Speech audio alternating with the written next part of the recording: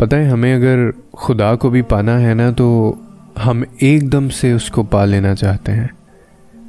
ہم اتنے نیک یا پرہیزگار نہیں ہیں جو اچانک ہی اللہ کا راستہ مل جائے. اصل میں بات ساری یہ ہے کہ ہم راستہ ڈھونڈنے کی کوشش ہی نہیں کرتے. ہم ڈر سے نماز پڑھتے ہیں، محبت سے نہیں. اور اب جو ہمارا حال ہے اس پہ تو قیامت ہے.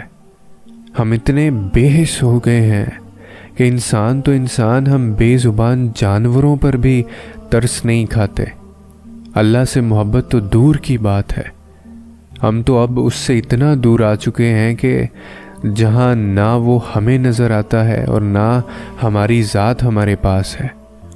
بس ہم بہت کھو چکے ہیں. ہمارے گناہ اتنے بڑھ گئے ہیں کہ اب ہمیں گناہ بھی گناہ نہیں محسوس ہوتا. یہی دل دہلا دینے والی بات ہے کہ ہمیں اپنا گناہ گناہ نہیں لگتا.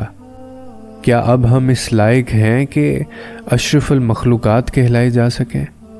ہاں، ہمارے پاس بس ایک یہ لاجک ہے کہ اللہ معاف کر دے گا. بے شک وہ معاف کر دیتا ہے، لیکن خدا کا واسطہ اپنی طرف بھی دیکھیں، خود کو بھی تو بدلیں. کب تک یوں ہی بھٹکتے رہیں گے؟ کب تک یوں ہی تڑپ تڑپ کر مرتے رہیں گے؟ کیا جب وہ ہم سے اشرف المخلوقات کا رتبہ چھین لے گا تب ہم انسان بنیں گے؟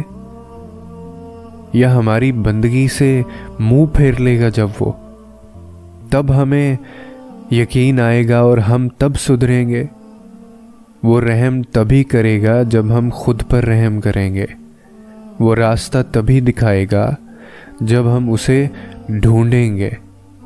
اسی لیے ہمیں ایک بات سمجھنی ہے کہ اچانک سے ہمیں اللہ کا راستہ نہیں مل سکتا. ہم اتنے نیک یا پرہیزگار نہیں ہیں.